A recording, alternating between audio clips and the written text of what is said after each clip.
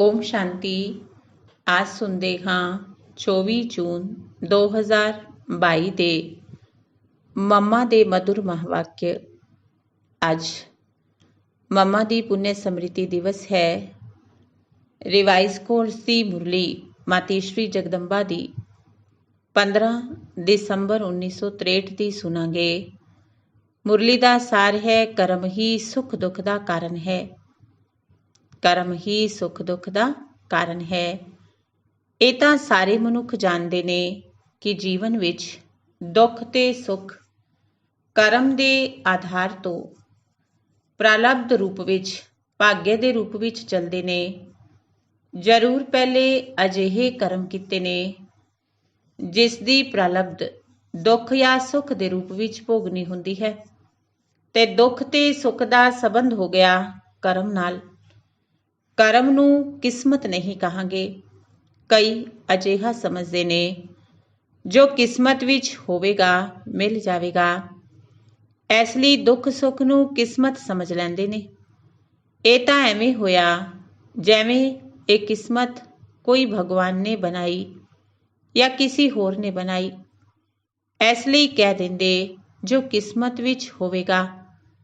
ਲੇਕਿਨ ਇਹ ਸਮਝਣਾ ਬਹੁਤ ਜ਼ਰੂਰੀ ਹੈ, ਕਿਸਮਤ ਬਣਾਈ ਕਿਸਨੇ? ਕਿਸਮਤ ਕੋਈ ਪਰਮਾਤਮਾ ਨੇ ਨਹੀਂ ਬਣਾਈ। ਐਵੇਂ ਵੀ ਨਹੀਂ ਕਿ ਕਿਸਮਤ ਕੋਈ ਪਹਿਲੇ ਤੋਂ ਹੀ ਬਣੀ ਹੋਈ ਹੈ, ਨਹੀਂ।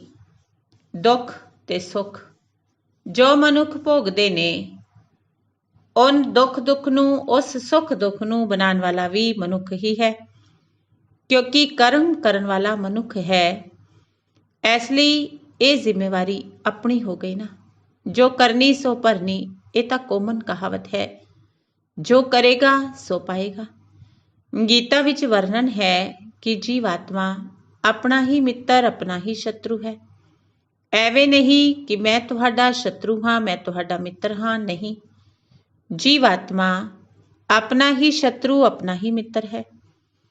ਇਸ ਲਈ ਆਪਣੇ ਨਾਲ ਮਿੱਤਰਤਾ ਤੇ ਆਪਣੇ ਨਾਲ ਸ਼ਤਰੁਤਾ, ਦੁੱਖ ਤੇ ਸੁੱਖ ਕਰਨ ਵਾਲਾ ਖੁਦ ਮਨੁੱਖ ਹੋਇਆ ਨਾ।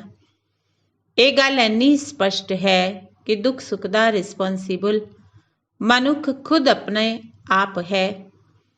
ਇਸ ਲਈ ਜਦੋਂ ਕਿਸੇ ਨੂੰ ਵੀ ਕਿਸੇ ਵੀ ਰੂਪ ਵਿੱਚ ਦੁੱਖ ਆਉਂਦਾ ਹੈ, ਉਸ ਨੂੰ ਭਜਾਉਣ ਦੀ ਕੋਸ਼ਿਸ਼ ਕਰਦੇ ਨੇ। ਕੋਈ ਲੜਾਈ ਝਗੜਾ ਹੋ ਜਾਂਦਾ ਹੈ, ਉਸ ਨੂੰ ਖਤਮ ਕਰਨ ਦੀ ਕੋਸ਼ਿਸ਼ ਕਰਦੇ ਨੇ। ਇਸ ਵਿੱਚ ਕਦੇ ਕਦੇ ਕਿਸੇ ਦਾ ਅਕਾਲੇ ਮੌਤ ਵੀ ਹੋ ਜਾਂਦਾ ਹੈ ਤਾਂ ਦੁੱਖ ਹੁੰਦਾ ਹੈ। ਸਮਝਦੇ ਨੇ ਪਤਾ ਨਹੀਂ ਮੇਰੇ ਨਾਲ ਅਜਿਹਾ ਕਿਉਂ ਹੋਇਆ। ਫਿਰ ਉਸੇ ਜੋਸ਼ ਵਿੱਚ ਆ ਕੇ ਭਗਵਾਨ ਨੂੰ ਵੀ ਗਾਲਾਂ ਦੇਣ ਲੱਗ ਪੈਂਦੇ ਨੇ। ਹੁਣ ਤੁਹਾਡੇ ਅੱਗੇ ਜੋ ਇਹ ਗੱਲਾਂ ਆਈਆਂ, ਇਹ ਕਿਸ ਨੇ ਕੀਤਾ? ਇਹ ਅਕਾਲੇ ਮ੍ਰਿਤਿੂ ਜੋ ਆਇਆ, ਇਹ ਜੋ ਰੋਗ ਦੇ ਰੂਪ ਵਿੱਚ ਦੁੱਖ ਆਇਆ, ਕੀ ਇਹ ਭਗਵਾਨ ਨੇ ਦਿੱਤਾ? ਇਹ ਜੋ ਲੜਾਈ ਝਗੜੇ ਸੰਸਾਰ ਤੇ ਜਿੰਨੇ ਵੀ ਦੁੱਖਾਂ ਦੇ ਕਾਰਨ ਹੈ, ਕੀ ਇਹ ਸਭ ਭਗਵਾਨ ਨੇ ਦਿੱਤੇ? ਅਰੇ ਭਗਵਾਨ ਜਿਨ੍ਹਾਂ ਨੂੰ ਕਹਿੰਦੇ ਹਾਂ ਦੁੱਖ ਹਰਤਾ ਸੁੱਖ ਕਰਤਾ। ਇਸ ਲਈ ਜਦੋਂ ਕੋਈ ਦੁੱਖ ਆਉਂਦਾ ਹੈ, ਉਹਨਾਂ ਨੂੰ ਯਾਦ ਕਰਦੇ ਹਾਂ।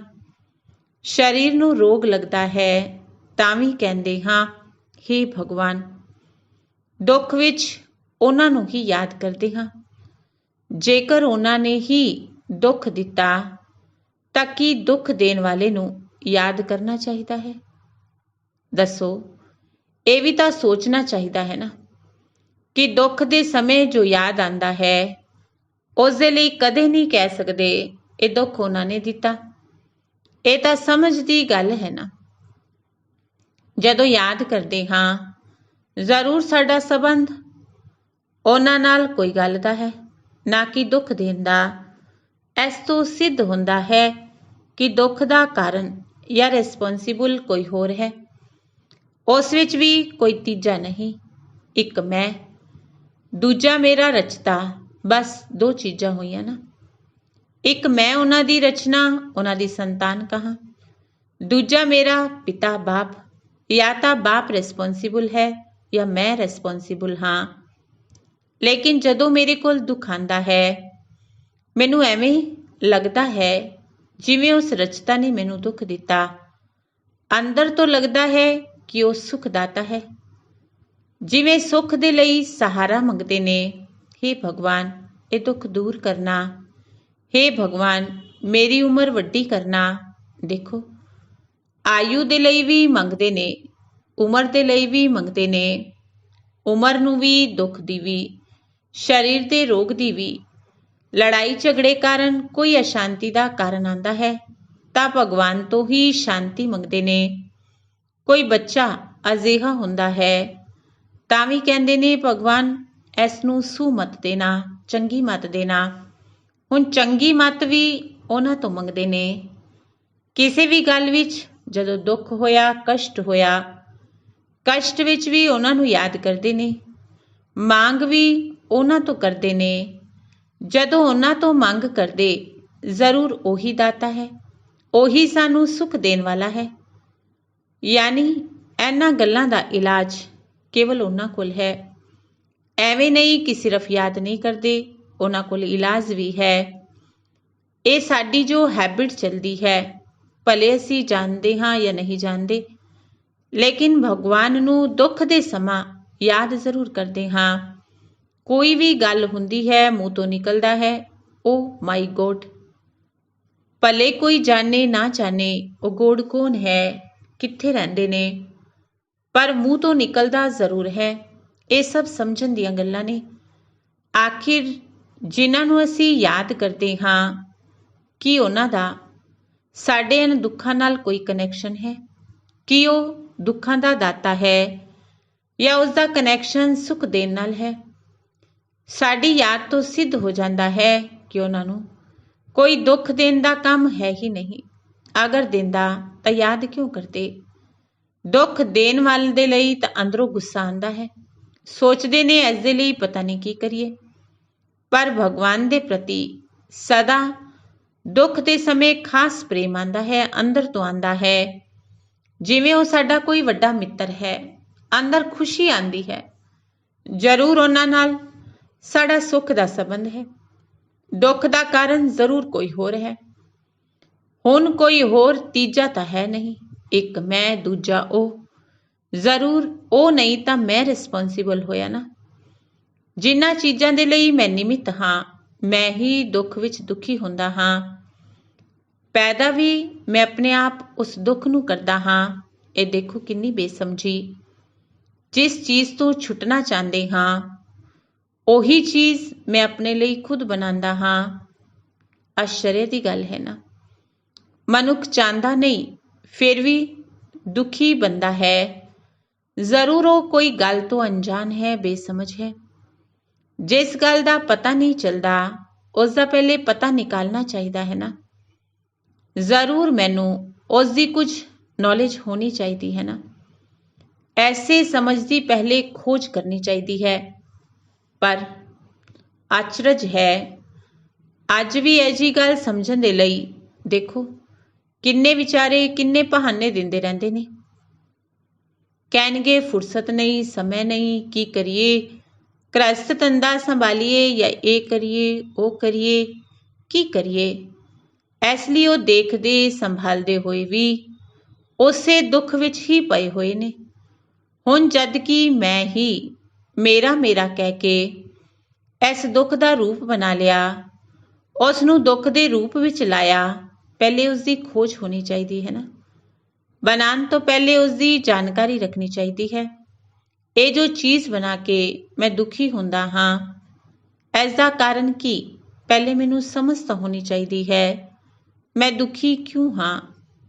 ਕਿਆ ਸੁੱਖ ਸਾਡੇ ਲਈ ਹੁੰਦਾ ਨਹੀਂ? ਇਸ ਦਾ ਵੀ ਤਾਂ ਪਤਾ ਨਿਕਾਲਣਾ ਚਾਹੀਦਾ ਹੈ ਨਾ।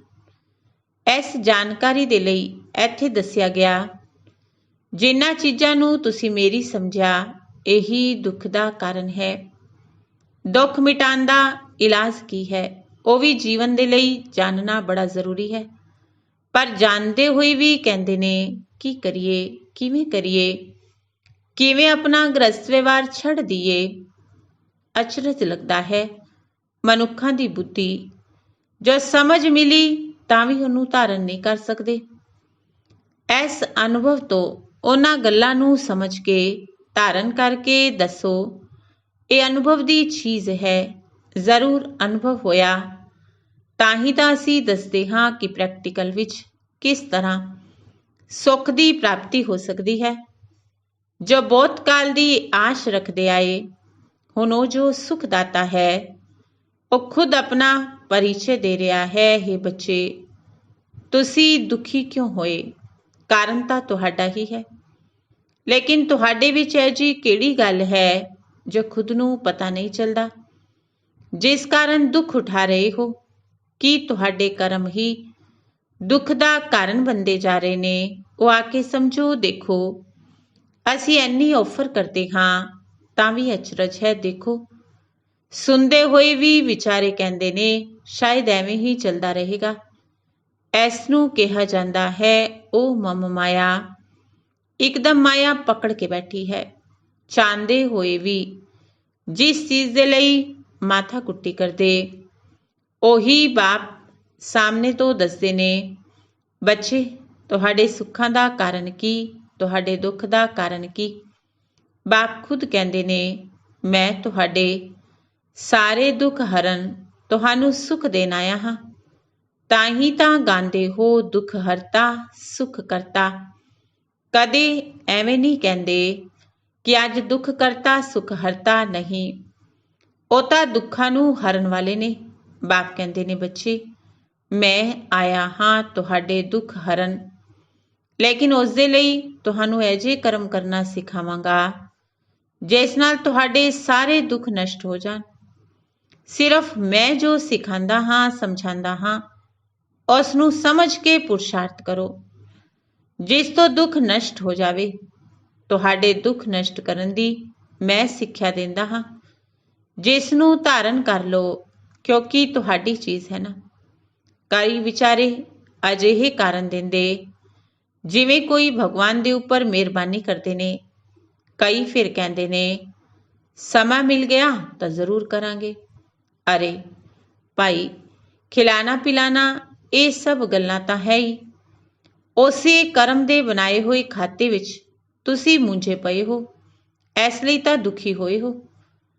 ਜਦ ਕਿ ਇੱਕ ਤਰਫ ਕਹਿੰਦੇ ਹੋ ਦੁੱਖਾਂ ਤੋਂ ਛੁੱਟੀਏ, ਦੂਜੀ ਤਰਫ ਅਗਰ ਬਾਪ ਦੁੱਖਾਂ ਤੋਂ ਛੁੱਟਣ ਦਾ ਰਾਸਤਾ ਦੱਸ ਰਹੇ ਨੇ ਤਾਂ ਦੇਖੋ ਤਾਂ ਸਹੀ। ਪਰ ਕੋਈ ਦੀ ਬੁੱਧੀ ਵਿੱਚ ਮੁਸ਼ਕਿਲ ਬੈਠਦਾ। ਇਸ ਤਰ੍ਹਾਂ ਮਾਇਆ ਇਹਨਾਂ 5 ਵਿਕਾਰਾਂ ਨੂੰ ਕਿਹਾ ਜਾਂਦਾ। ਪਰ ਮਨੁੱਖ ਵਿਚਾਰੇ ਧਨ ਸੰਪੱਤੀ ਨੂੰ ਮਾਇਆ ਸਮਝ ਲੈਂਦੇ ਨੇ। ਕਈ ਸਰੀਰ ਨੂੰ ਮਾਇਆ ਕਹਿ ਦਿੰਦੇ, ਉਸ ਤੋਂ ਬਚਣ ਦੇ ਉਪਾਅ ਕਰਦੇ ਰਹਿੰਦੇ ਨੇ। ਪਰ ਬਾਪ ਕਹਿੰਦੇ ਨੇ ਤੁਹਾਡੇ ਦੁੱਖਾਂ ਦਾ ਕਾਰਨ ਕੁਝ ਹੋਰ ਹੈ। ਇਹ ਪ੍ਰਕਿਰਤੀ ਤਾਂ ਮੇਰੀ ਰਚਨਾ ਹੈ, ਜੋ ਅਨਾਦਿ ਹੈ, ਉਹ ਕੋਈ ਦੁੱਖਾਂ ਦਾ ਕਾਰਨ ਨਹੀਂ। ਤੁਹਾਡੇ ਵਿੱਚ ਐਕਸਟਰਾ ਅਲੱਗ ਚੀਜ਼ ਕੋਈ ਆਈ ਹੈ ਜੋ ਤੁਹਾਡੇ ਦੁੱਖਾਂ ਦਾ ਕਾਰਨ ਬਣੀ। ਉਸ ਨੂੰ ਹੀ 5 ਵਿਕਾਰ ਮਾਇਆ ਕਿਹਾ ਜਾਂਦਾ ਹੈ। ਵਿਕਾਰ ਕੋਈ ਸਰੀਰ ਨਹੀਂ, ਸੰਸਾਰ ਵਿਕਾਰ ਨਹੀਂ, ਧਨ ਸੰਪत्ति ਵਿਕਾਰ ਨਹੀਂ।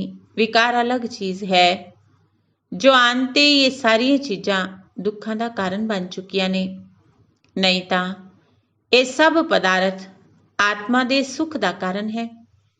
ਉਸ ਦੇ ਲਈ ਧਨ ਸੰਪੱਤੀ ਆਦਿ ਜੋ ਵੀ ਹੈ ਇਹ ਸਭ ਸੁੱਖ ਦੇ ਕਾਰਨ ਨੇ। ਲੇਕਿਨ ਇਹਨਾਂ ਸਾਰੀਆਂ ਗੱਲਾਂ ਨੂੰ ਪੂਰਨ ਗਿਆਨ ਨਾ ਹੋਣ ਦੇ ਕਾਰਨ ਇਹ ਸਾਰੀਆਂ ਚੀਜ਼ਾਂ ਦੁੱਖ ਵਿੱਚ ਆ ਗਈਆਂ। ਐਵੇਂ ਨਹੀਂ ਕਿ ਮੈਂ ਜੋ ਅਨਾਦਿ ਰਚਨਾ ਰਚੀ ਹੈ ਉਹ ਕੋਈ ਦੁੱਖ ਦਾ ਕਾਰਨ ਹੈ। ਨਹੀਂ, ਦੁੱਖ ਦੇ ਕਾਰਨ ਤੁਸੀਂ ਬਣੇ ਹੋ।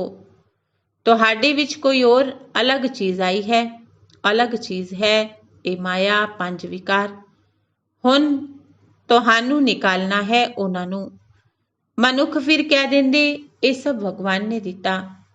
ਅਗਰ ਭਗਵਾਨ ਨੇ ਦਿੱਤਾ ਤਾਂ ਸੁੱਖ ਦੀ ਚੀਜ਼ ਦਿੱਤੀ ਹੋਏਗੀ ਨਾ।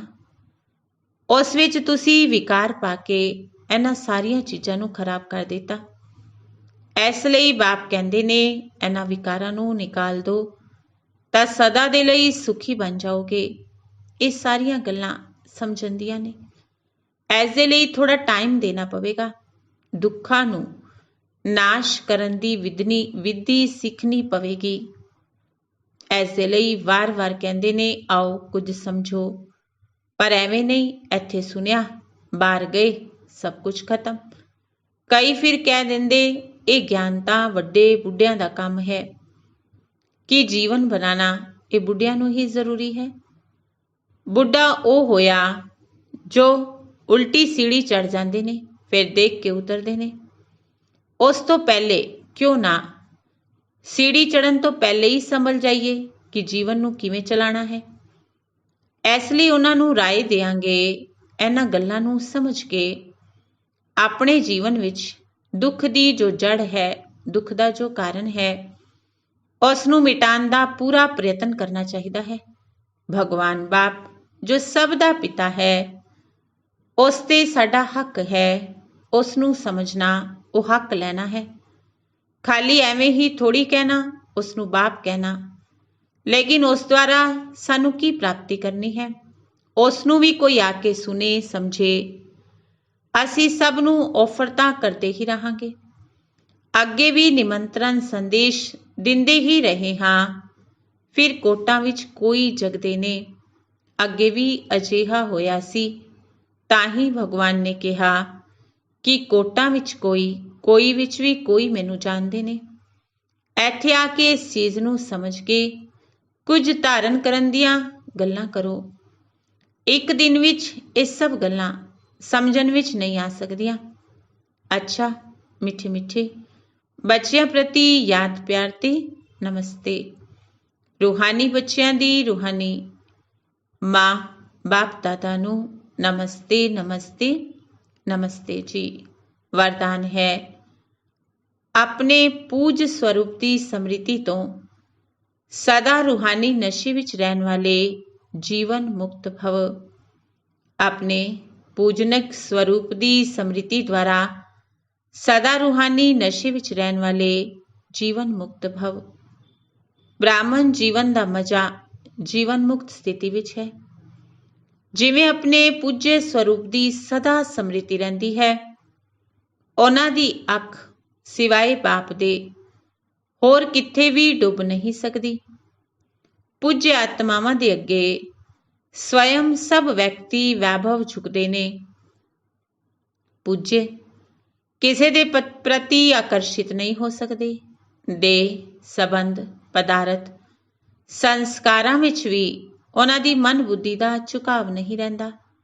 ਉਹ ਕਦੇ ਕਿਸੇ ਬੰਧਨ ਵਿੱਚ ਬਣ ਨਹੀਂ ਸਕਦੇ, ਸਦਾ ਜੀਵਨ ਮੁਕਤ ਸਥਿਤੀ ਦਾ ਅਨੁਭਵ ਕਰਦੇ ਨੇ। ਸਲੋਗਨ ਹੈ, ਸੱਚਾ ਸੇਵਾਧਾਰੀ ਉਹ ਹੈ ਜੋ ਨਿਮਿਤ ਤੇ ਨਿਰਮਾਣ ਹੈ। ਸੱਚਾ ਸੇਵਾਧਾਰੀ ਉਹ ਹੈ ਜੋ ਨਿਮਿਤ ਤੇ ਨਿਰਮਾਣ ਹੈ। ਅੱਛਾ, ਓਮ ਸ਼ਾਂਤੀ।